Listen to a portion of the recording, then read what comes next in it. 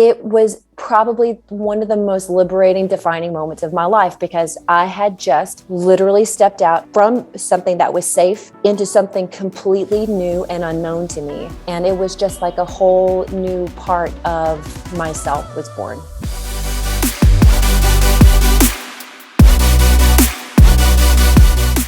Hey everyone, and welcome to the Academy Podcast with the #1 international best-selling author and multi-award winning success and life coach, Kamil Shah. I want to thank each and every one of you for taking this opportunity to grow together with me, Kamil Shah, and my guests on this program. Each episode of the Academy Podcast is filled with insights and wisdom from my guests, which I believe can have a profound impact on the way we live our lives. Without further ado, let's dive in. Welcome back to the Academy Podcast with Kamil Shah. Whatever you're doing listening to this episode, if you're out for a run, cooking for a meal, commuting back from work, doing yoga, whatever it is that you're doing, I hope you're doing well, staying safe and staying healthy. Okay. This episode is going to be amazing. Okay. Trust me. Firstly, I'm grateful to my guest today for sitting with us to share her incredible story. She's an inspiration to millions around the globe, and for me, an icon for what's possible. I've got goosebumps just saying this, okay? Joining me today is the definition of possible itself, Nicole Smith-Ludvik. Nicole Smith-Ludvik first came to international attention when she appeared standing atop the world's tallest building, the Burj Khalifa, in Emirates Airlines' most recent viral ad campaign. Nicole is as well-rounded as she is fearless, with an impressive resume including a successful corporate career, professional skydiver, yoga instructor, social media influencer, stunt woman, and an all-round adventurer. She has been awarded as one of the top 50 most inspirational women to look out for, holds the record for the youngest person ever to skydive in all 50 United States, and has been invited to speak at various events. Nicole is featured on podcasts and additional publications, including Golf News, live on SkyNews, Newsweek, Entrepreneur Magazine, Daily Mail, The Mirror, and now the Academy Podcast. Nicole often talks about unexpected personal life traumas she's faced and how perseverance, determination, and grit are responsible for her success. She is courageous, authentic, and inspiring to many. With her unique life story, Nicole easily forms connections with people from around the globe. Whether she's speaking, teaching, or jumping out of an airplane, she does it with an immense amount of enthusiasm and professionalism. When she's not exploring her daredevilness, Nicole usually spends her time with her loving husband, friends, and family. Welcome, Nicole. Hi, thank you. What an introduction. So, Nicole, thank you so much for saying yes. I'm really grateful for this opportunity, and I know that over the next few minutes or so, the stories and the words of wisdom and inspiration that you're going to be sharing with people are going to be immense and awesome. So, thank you for saying yes. Thanks for inviting me to your podcast. I'm really excited about it. Awesome. So, Nicole, I just want to ask you, for the purpose of people tuning in, okay, if you don't mind sharing with us your journey and passion in skydiving, becoming an adventurer and inspiring millions of people around the globe by standing on Burj Khalifa for Emirates. Sure. So I've been a professional skydiver for a long time. I started jumping back in 2007.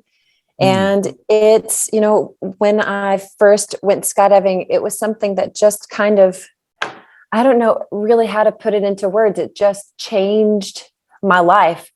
I had faced a fear of, heights and something that I had always wanted to do. So it was checking off a bucket list item. But it's something that I've eventually ended up pursuing. I quit my corporate job to pursue it. And it's just kind of become a part of my soul.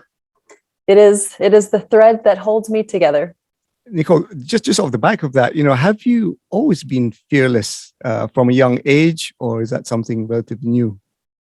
Yeah, I've always been the fearless girl.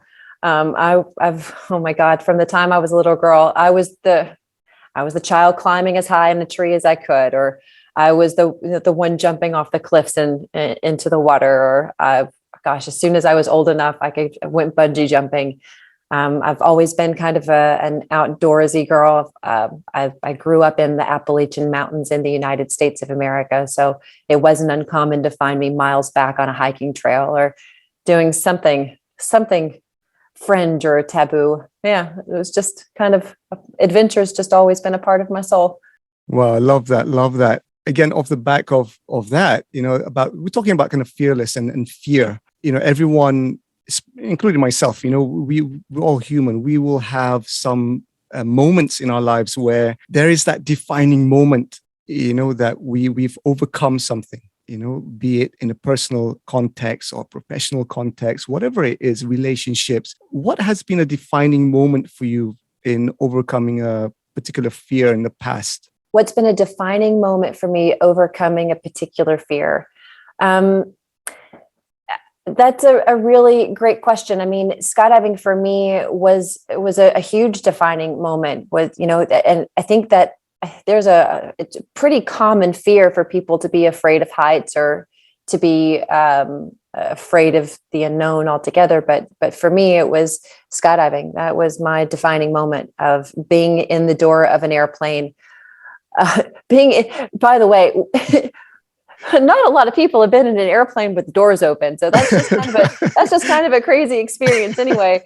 And you don't realize how crazy it is until you're actually in an airplane and the door opens. I mean, you see it in the movies, right? You see it in the movies and in stunt people doing it, but right. I don't know what it's like. I'd love to know what it's like. So let me tell you about my first jump. So let me tell you the whole story. Okay. So I have a little flair for the dramatic sometimes when it comes to dealing with my mom. My mom is she's such a wonderful woman. She's the epitome of a Southern belle. So she's very prim and proper and very considerate and thoughtful and kind. And she's, and that's kind of the expectation. So I love kind of riling her up every once in a while. It's never done with malice. It's just, always, it's done in a playful way, kind of, except for this one.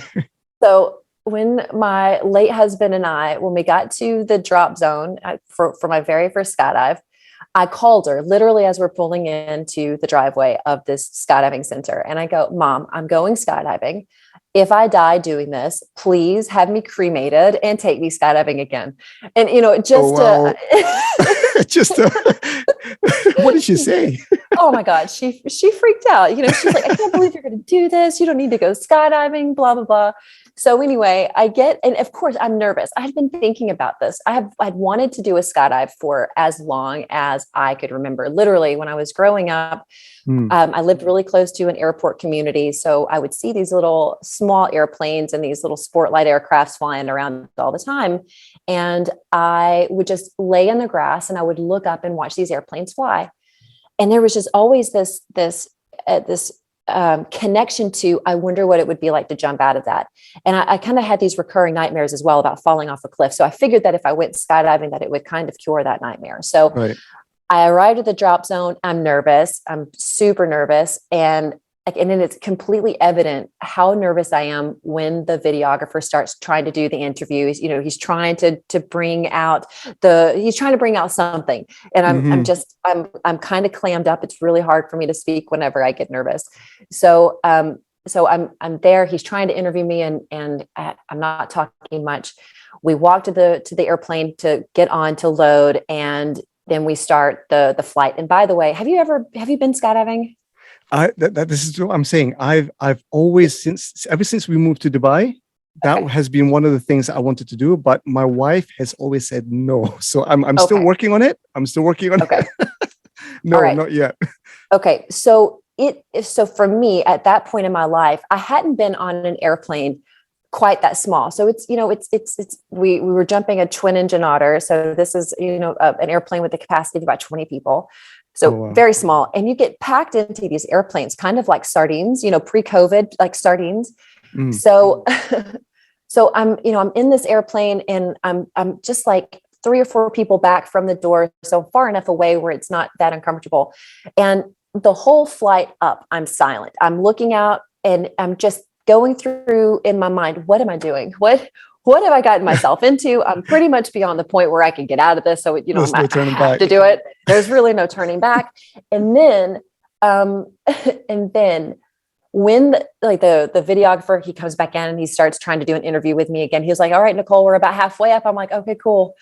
And that was it. Like I had nothing else to say because I just wanted to, I just needed to ground myself because I was scared out of my mind. So then the door of the airplane opens and trying to get to the door of the airplane when you're attached, when you have an instructor attached to you, it's just really awkward, really awkward. So it's kind of this waddle to get to the door. And then the briefing that they tell you is like, all right, put your hands in your harness and then put your head back on my shoulders. But when you get to the door of the airplane, what do? You've looked down, right? You want to see out of the airplane, like, what the heck am I about to do? So I look down and he's, the instructor's trying to get me to look back up and you can clearly see me say, oh shit, in the door. I'm sorry. No, go for it. It is clear as day what I say. And in the video. So anyway, so here we go. It's like he does the count, the ready, set, and then I don't think they say go. They just go. And when I got out of the door of the airplane, it was the most amazing experience of my life. All of that fear, all of all of the stuff that was going on in my head was gone. And it was just this immediate, this presence, this, I don't know how to explain it in any other words other than it was just blissful, peaceful, chaotic. It was just nuts. And it was probably one of the most liberating, defining moments of my life because I had just literally stepped out into something that was safe into something completely new and unknown to me. And it was just like a whole new part of myself was born. Oh, wow. I just love the way that you've just described that story. I'm imagining that whole scene, that state, that moment where you've just described it, where you just made that leap and letting go. I think that's the key thing that you've described there about letting go of things that you can control, and now you're just in a state of being because you can't hold on to anything. You can't hold on to anything. You can't hold on to anything, and at that point, with the way that you've described it, there is amazing because it seems that you're just in a state, as you've mentioned, in the now, where you're just enjoying that particular moment, that blissful moment. Exactly. It's so fantastic because, I don't know about you, but I have things that just constantly run through my mind. I have my checklist of what it is that I'm doing. And at that time, whenever, I did my first jump, I was working a really high stress corporate job in retail sales. I had so many responsibilities. My phone was attached to me all the time. There was no level of disconnect for me. So being in a spot where it was just about me in that moment, just that level of awareness and that the amount of connection that I had to the 60 seconds was just, it was incredible. I'm just at awe. I'd love to do that. You need to do it. The wife needs to let you do it. Oh, she's going to be tuning in. So, yep, that's it. Nicole says I have to jump off a plane. I'm going to do it. It's incredible. You guys need to do it together.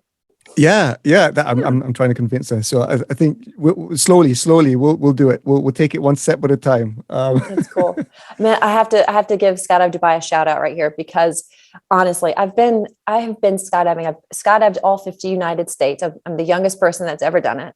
Wow. And I've been skydiving on 5 continents. And Skydive Dubai, the Palm location, is truly spectacular from a visual perspective because you have, you're skydiving right over one of the Palm Jumeirah, which is just a miraculous feat in itself. And then you have the Dubai skyline that is right there. There's not another place that I know of where you can jump on a regular basis next to skyscrapers. And I mean, and those are some of the biggest skyscrapers in the world. So it's really really beautiful experience. So, and they are very busy, and they have really great aircraft. They have really great gear and really great staff. Amazing. So, yeah. Yep, that's me. That's me going to skydive Dubai soon with my Gotta wife, do it. and yeah, doing it.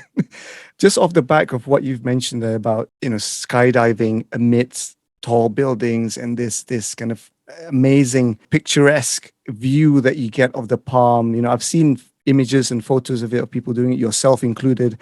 It's absolutely stunning. It's amazing to be able to first think about the opportunity of, not just skydiving with a view, because usually you just skydive for the thrill of it, or kind of just to practice, but you're getting this amazing view of what's down there. And it's absolutely fantastic. Coming to the jumping between skyscrapers, I want to bring up, if you don't mind, if you guys tuning in haven't seen Nicole on top of Burj Khalifa, I don't know what planet you guys have been on. Seriously, because you should go and check it out, because the first and foremost, it's not green screen. A lot of people have been, I've been talking to people, and people are asking, "Oh no, that's a CGI," and I'm like, "Nah, dude, just go and check it out." She's literally there on top of Burj Khalifa, and the latest one for Expo, you've got the A380 flying behind you, if I'm not mistaken. Yep. Oh yeah. Oh yeah. How was that? How was that? Especially the A380 one, because you've got a plane now. I mean, it's just not you; it's just a plane. And how was that?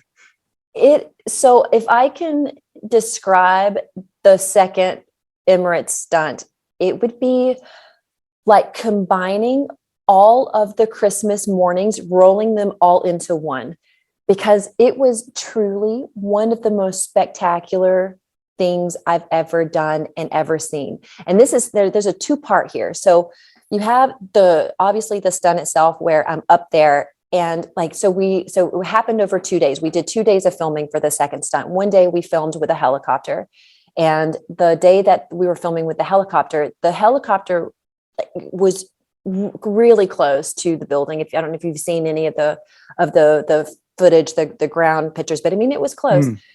I'm standing on the top of the Burj, and this helicopter's flying in front of me. It's flying so close I can actually see the expressions on the pilots' faces. So it's super. Wow. So it's super cool being able to see that from that perspective. And then when the airplane is flying towards me, I don't even have any words that can express how epic it was seeing this giant airplane flying eye level with me. But the second part of this is, I was there, I was watching it happen.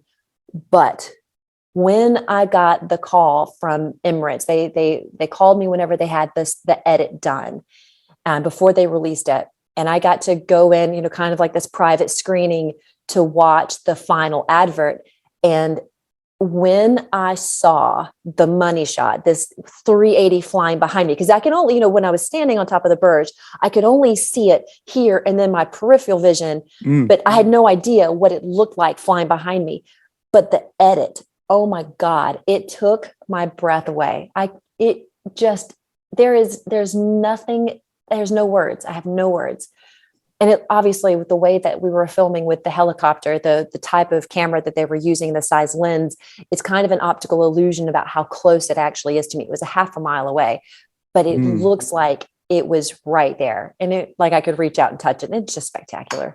Wow. I mean, even before jumping onto this call, I was watching it again with my kids. I was like, look, the plane's behind Nicole, and, saying, how cool is that? That is so cool. For me, I'm grateful to be able to continue my journey here in Dubai, in the UAE. And it has been, previously I was living in the UK, and there was, again, for me, it was a defining moment. I got the call to come over and work in Dubai. And it took me a long time to say yes, because I was mulling it over. It's unknown territory. I'm comfortable living in the UK, working in the UK. I've got friends, family there. So, but then there was something niggling in me. I was like, I want to go and check this place out. I've heard a lot about it. At that time, Expo was coming up. They were advertising the Expo. Burj Khalifa was up and running. I finally said, okay, yes, let's go and check it out. And I've never looked back since, because for me, having lived here and now, you being on top of Burj Khalifa, for me, that symbolizes what Dubai and UAE is. It's about making the impossible possible. And that's why I keep saying that's a slogan for the UAE as well. It's possible. And yeah, it's just inspirational for me. I mean, people around the world looking at this, and yeah, I'm just at awe. It's really cool. Yeah, Dubai, that's one thing that they do really well is marketing. And I love that they push the envelope on what is socially acceptable, what would be in the realm of normal. And I love that they just smash through that. And I love it. I love the creativity behind the city. It's always the biggest, the fastest, the strongest, the newest, the whatever. And that's just, how they continue to redefine themselves. And I feel like Dubai, in a sense, is a lot like the Phoenix. They just continue to find a way to rise through the ashes. And yeah, it's a beautiful city, really dynamic. And I loved my time living there. Amazing. You mentioned about living here before. I mean, how long ago was that? My husband lived in Dubai for about 10 years. I moved to Dubai a little over 5 years ago to be with him, but we have some new projects in the works. So Nice. We have, as of the last couple of weeks, we've closed that chapter in our books for now, but I know we'll be back soon. Awesome. Yeah. Love to connect with you, and whenever you're back in Dubai, and that'll be simply amazing. Now I'm really looking forward to the next projects that you've got. We'll come to that in a minute. Okay. Okay, cool. Coming back to what we talked about, that moment where you jumped off, where you took that leap of faith, jumping off plane for the very first time. When we talk about what's happened in the past 2 years, the past 2-3 years, with the pandemic and the changes that people have gone through, from your experience talking to people and engaging with people, what is a common fear you think that's out there? That's a really good question. There's so many common fears, right? It's just the fear of the unknown at this point. Like we don't know, the fear of the media, the fear of things being sensationalized, the fear of death. I think that's really prevalent these days, even more so than normal. But I think another, things that other people are afraid of that are, more common, the fear of failure, or the fear of public speaking. I don't know. Everybody has their own thing. The fear of the unknown, things that are unknown. I think for me, that's where I get a little uncomfortable, is when I don't have some familiarity with something. There's always, that acclimation period. When you come to face something which is, unknown, new territory, how do you address, do you have a particular set way of dealing with it, or is everything in a particular thing is very unique to the situation? How do you deal with something which is new? That's a good question. So I'll give you kind of a background with the Burj Khalifa, because a lot of people have asked me, did I feel any fear whenever I went up on the top of the Burj Khalifa? So let me just put it into that perspective. So when when I'm skydiving, or when I'm doing any type of stunt or anything that's out of the norm for me, I always enter these projects with a bit of reverence and consideration, thoughtful consideration to what it is that I'm doing. I always make sure that that things are planned, that the prep is done, that risk assessments have been made, that there's, whatever coordination is necessary in practice. So because I feel like if there is a proper plan in place, that any fear of what could go wrong is mitigated. And that's it. It's just about how is it that we can prevent things from going wrong, and making sure, again, that we have those fail safes and those plans in place. So in a sense, what you're saying is to actually do a bit of homework, in a sense. A lot of homework. Yeah. So sure. That's interesting, because when we talk about fear and we talk about doing the homework, in order to get to the point where you actually doing the homework or doing the research, whatever it is that you're doing, it has to involve a certain degree of curiosity, because that's for me, when you have something new, rather than kind of shying away from it, there was that certain curiosity within me that says, I want to go and find out what is this place about. Sure. I don't have all the answers, but I'm just going to, let's bit by bit, try and find out and get more information. That kind of dampens down the fear and, in a sense, gives back some of the control that you might not have. Exactly. You're absolutely right. If there are answers to the questions, things get a lot less complicated, and for the stunt, for instance, for the second round of stunts, just to give you an idea, when we were doing this, I mean, there was so much thoughtful consideration put into the risk assessments. I mean, the whole team that were involved were the Emirates pilots, the flight operations team, ATC, the helicopter pilots, the drone pilots, the filming teams, the marketing team, the EMAR team, with the GCAA was all involved with this as well. And there was just this brilliant level of coordination done to make this stunt happen. So, choreographing, like it would, the way the communication was choreographed was just phenomenal. There was so much radio control, so many people talking to one another, and just to make all of that happen. And when you have that level of coordination into a stunt, that everything has been considered and that everything is going like it's supposed to. I mean, even the Emirates pilots, for instance, these guys were doing flight simulators for this particular flight. And before they actually put me up there as the stunt woman for this, they had done a day before a practice run. They'd flown the A380 around the Burj Khalifa without me there, just to see what kind of effects would happen from from the airplane flying by, the turbulence, the wake turbulence. So there was a ton of coordination and choreographing, like I said, that went into making this stunt possible. That's awesome. It's hard to be scared when all of this is in place. When we talk about having answers to the questions, it removes the doubt and the fear that you might have. Yeah. Exactly. The fear of the unknown, because we don't know what's going to happen. It's just, and I think our mind has to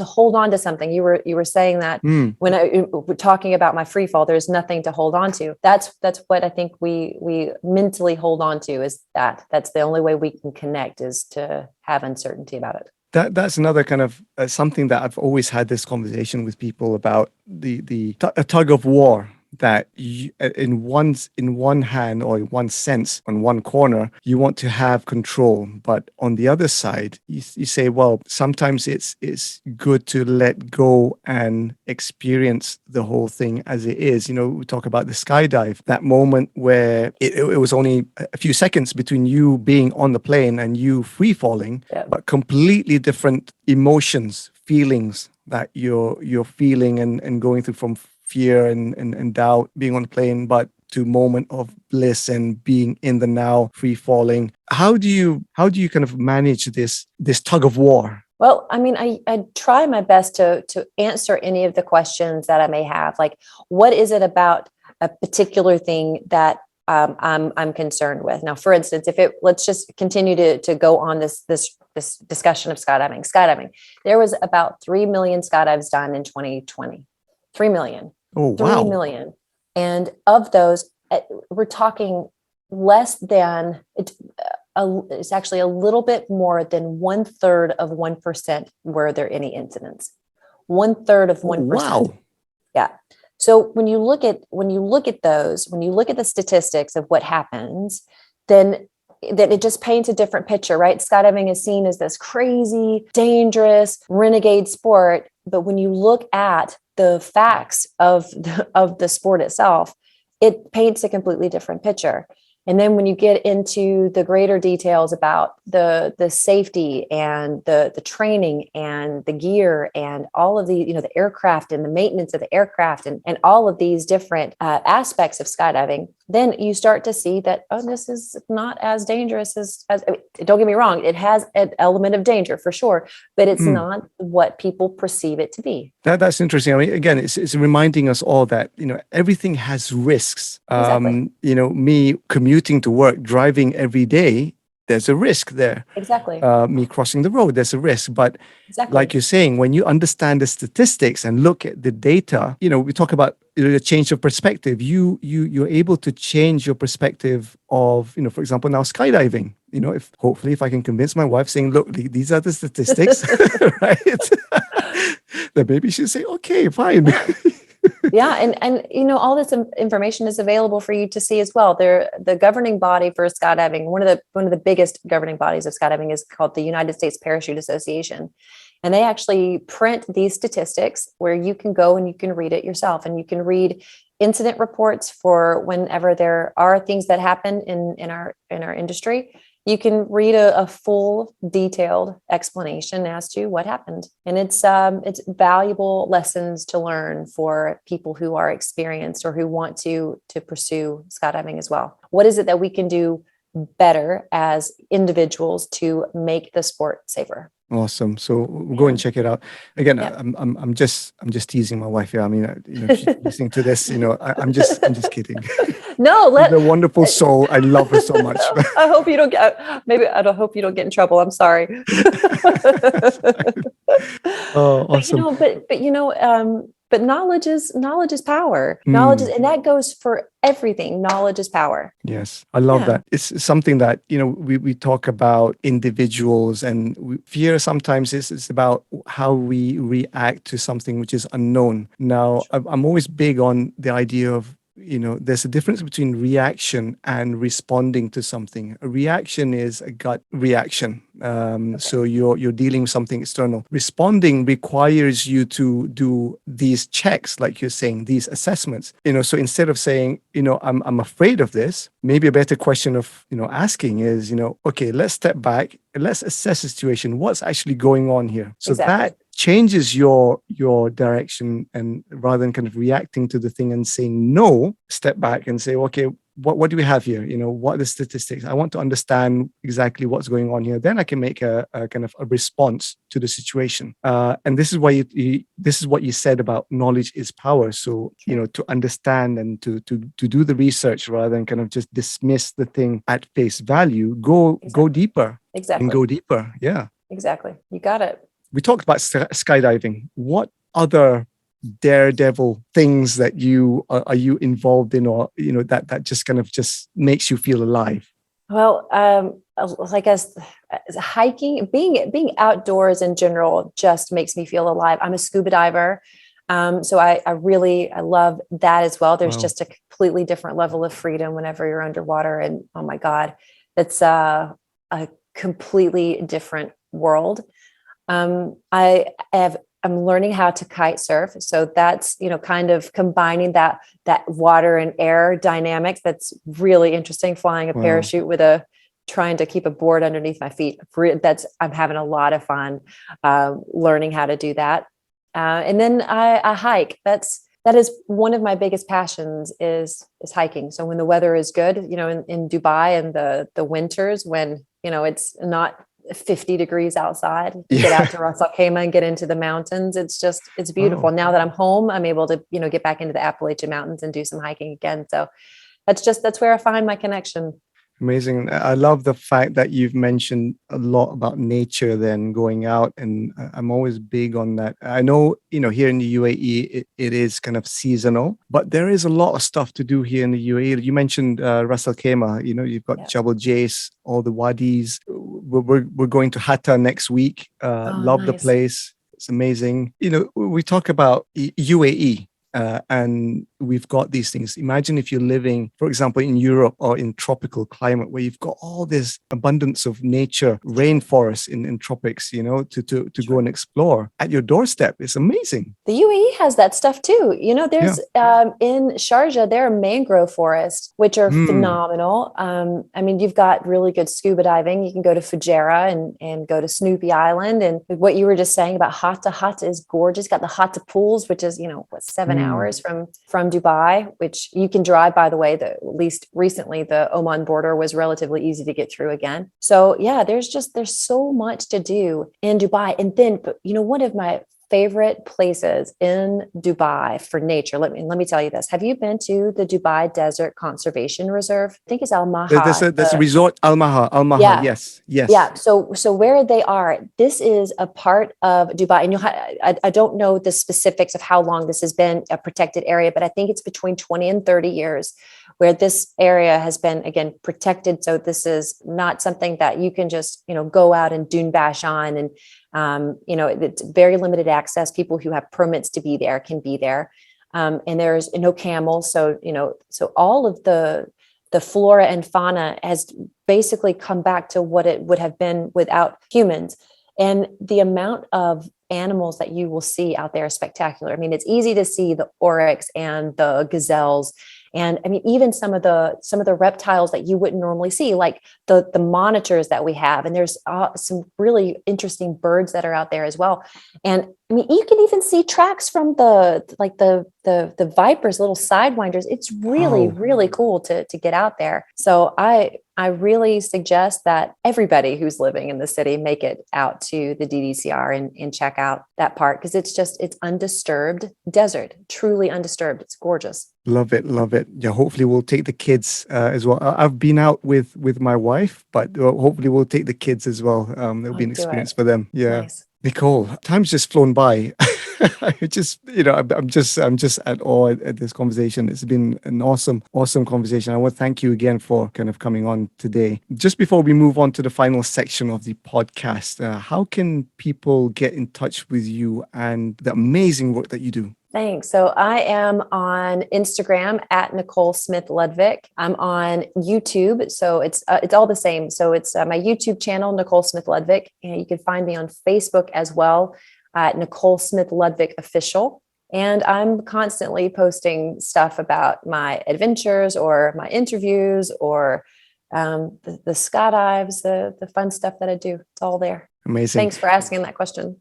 No, absolutely. And what we'll do is we'll include all those handles and contact details in the episode. So do go and check it out. Connect with Nicole and go and see what she's doing, because it's absolutely inspiring and awesome. So thank you so much. Okay, Nicole. So just quickly, who would you like to thank, be it people or organizations that have helped you to get to where you are now? Oh my God. But how much more time do we have in this podcast? Do we have like 6 more as hours? Long as you want. Oh my God. The list of people that I have to thank it's so long. I mean, from my family, my mom, my dad, my brother, my grandparents, my husband. Oh my God. My husband is the most supportive man on the planet. I could not imagine my life without him. Alan Gayton from Prime Productions and his wife, Marta, these guys are just a constant state of inspiration for me. They're, always out there doing something fun and exciting. And I love being a part of the magic that they make. And of course, Emirates for picking me to do this stunt, for choosing me out of the casting. And God, my friends I have some really awesome friends, Ferris and Nadine and Kareem and Tio and Elizabeth.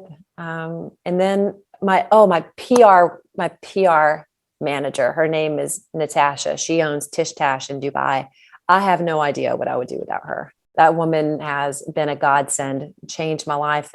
But I could continue on and on and on and on, but I'm really blessed with the support group, the support system that I have. I'm just so grateful for all of these people in my life. Awesome. I love that. Again, thank you for sharing. Again, reflecting. If you're tuning in right now, try and reflect on the people that, sometimes we take for granted, and, the small things that, For sure. It just brings a sense of gratitude, and, it just makes me humble, even there's one particular barista in my place, in my workplace, that makes this amazing coffee. His name is Fred. So every single morning he makes this amazing coffee, and I'm just at awe. And I asked him, Fred, how many cups do you make a day? And he said close to about 300. Wow. I'm like, dude, this is awesome. This is amazing. You're a professional at making this. And my contact with him is only, maybe about 10 minutes in the whole 24 hours. But that 10 minutes of conversation that I have with him it just opens up a whole new chapter of, intrigue, right? Sure. So if you're tuning into this, reflect and maybe pick out one or two people or several, whoever it is that's just, made an amazing contribution to your life and your day. I love that you've said that. It's so funny when we have those routines, the people that we see on such a regular basis, like you just said, they just become such an integral part of our day that it is so easy to overlook. And I really, really love that you've said that. You've just reminded me. You've reminded me. So I have to tell you the story. Go for it. Go for it. I am. Most people would think that skydiving or risk taking is my number one passion. It's not. My number one passion is food. I'm the biggest foodie you will ever meet in your life, and there's a restaurant. It's in Burj Dubai. It's called Atop vegetarian restaurant. It's just outside of the gold souk, kind of off the beaten path. The parking is a nightmare. Oh, the parking is a nightmare. And it was so far out of my way, but I would go to this restaurant. It's delicious. And I would they have their famous dish is the pav bhaji. And wow. Have you ever had this before? Possibly. I probably don't know what it is, but possibly. I'll try it. Okay. It's this like really thick vegetable curry that they serve with these super pillowy soft rolls. And it is and so much butter, it's sinful, but it's so good. And this is something that's kind of a comfort food for me. I love it. And I've met the owner so many times, and it's always that same interaction. I go, and I mean, he knew me before the stunt, and then after the stunt, it's just like they roll out the red carpet for me, and it means so much. But I went to my favorite restaurants. I'm not even joking, because I have a really great connection of people and friends and businesses in the city. And I went to him, and I wanted to say my goodbye, because his restaurant is something that has been such an integral part of so many of my stories. And I go and I tell him that I'm leaving, and I'm really sad, because I promise it's one of my favorite places. I'm going to get emotional over something silly like this. And I told him how much I loved it. And he goes into the kitchen, and he gets this plastic container, and he puts a bunch of the spices in this container for me, and he brings it out, and he goes, whenever you're making this, you send me a WhatsApp, and I'm going to tell you exactly how to use these spices so you can make this wherever you go. Oh, wow. And it's just so touching. Oh, man. So I mean, that's the simplicity of that. Right? And it's just so thoughtful and kind. And I mean, it's just one of those things that, like you're saying, if you take that moment, that 1-2 minutes of spending the time with that particular person, and that they change your life, they change your world, they make that a huge contribution, even though that you're with them for a very limited time. Sure. So that's wonderful. Yeah, thank you for sharing that. Thank you for sharing that, Nicole. I'll go and check it out. I'm so silly. But I mean, it's just, things like that are just so kind, and they, and it just makes such a difference. And that's a huge lesson for me, is that just a small amount of kindness can make such an impact, and it becomes such a part of someone else's story. You never know how one small little piece of your heart is going to affect someone else. So amazing. Yeah. Thank you for sharing that. I'm just reflecting on just this weekend. We were at the Emirates Literature Festival with the kids, and I took the kids. My wife bought tickets. We took the kids to see David Walliams. David Walliams, if you're a grown up, you'll know him from Little Britain and the Britain's Got Talent. But he's also an author. He authors children's books. So we took the kids to see him. And he was describing, in a similar fashion, he was reflecting on some characters that he's created in his books. And one of the characters is called Raj. And he said Raj is actually a real life character. And it was his, when he was young, he used to go to this newsagent, and there's a guy, actual guy called Raj, that owns a newsagent. And he's always found this guy to be, he's describing the newsagent is chaotic. Everything's all over the place, but somehow there's a connection between Raj and having this warm presence. And I'm kind of reflecting when you're mentioning your story there, and I'm saying, well, somehow the Raj has had this positive impression on David as a youngster, right. But David's now created a character, right, yep. of this particular person. And Raj possibly doesn't even know that this has happened. Yep. Right. So this is the I don't know what you call it, butterfly effect or whatever you call it. This compound effect of small acts of kindness that sometimes you don't see, but it has that impact, a huge impact on somebody else's life. Exactly. You just never know. You never know. Awesome. I love that story. It's good. Thank you, Nicole. Thank you so much again for sharing that. And recounting that. And that's going to be my next visit to this restaurant. Oh, good. You have to. Their food is so good. It's so good. It's so much butter, but it's worth it. I dream about their pavs. They're just that good. Wow. So, awesome. Yeah. Amazing. We'll go and visit. Good. Send me pictures when you do it. Send you pictures. Awesome. Nicole, we're literally coming up to the tail end of this session, this amazing session. I told you guys this was going to be amazing session at the beginning, and it has been. I'm just enjoying this conversation, Nicole. I hope you guys tuning in have been enjoying it so far. Nicole, I hope you're enjoying this conversation as well. Yeah. We've come to the quick 5 question round at the end, which I always do with my guests. And I hope you're okay to do this, Nicole. Sure, let's do it. Amazing. Okay, so question number 1. What is your favorite word?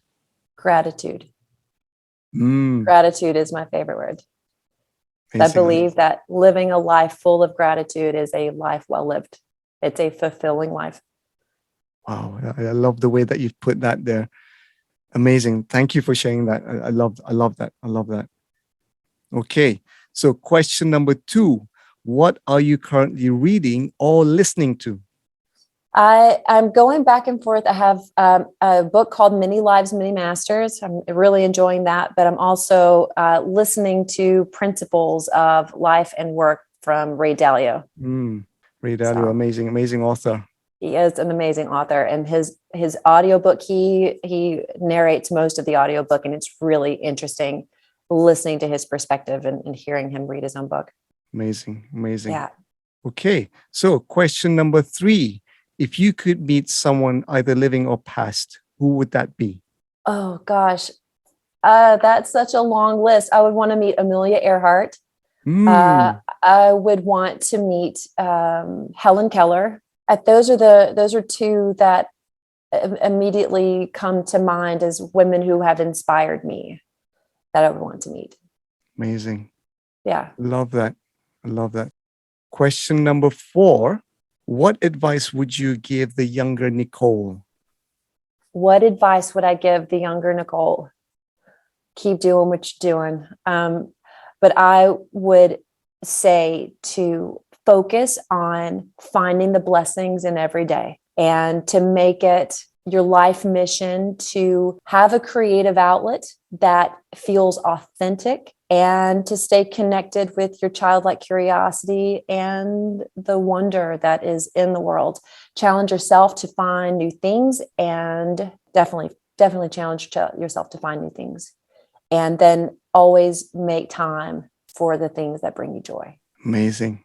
Even for me and people tuning in, I think you'll probably be, it's a good advice to have, at any age, I guess. So yeah, thank you for sharing that. Question number 5, last question. What can we expect from Nicole in the next 5 years?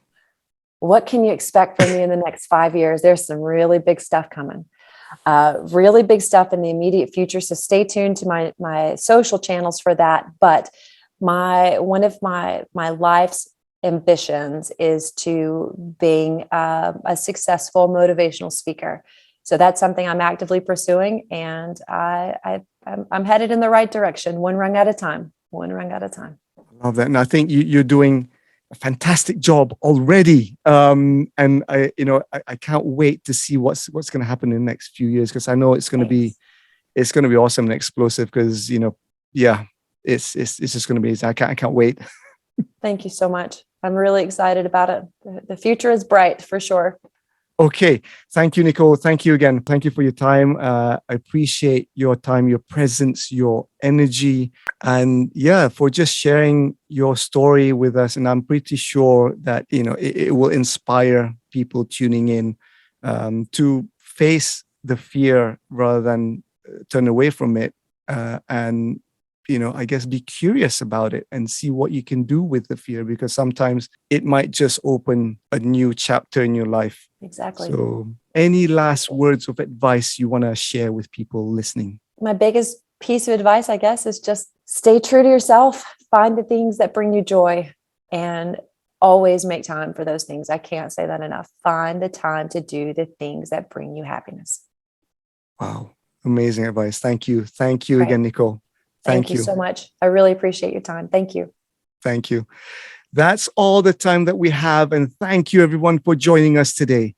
I hope that this episode has been inspiring, and I'm truly grateful to Nicole for sharing her story with all of us today. So it's goodbye from me for now, and from Nicole. We'll see you next time. Until the next episode, stay safe, stay healthy, and peace and love from me always.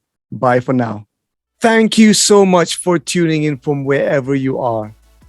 My sincere hope is that this episode has not only resonated with you, but also given you some invaluable tips and strategies to improve your life.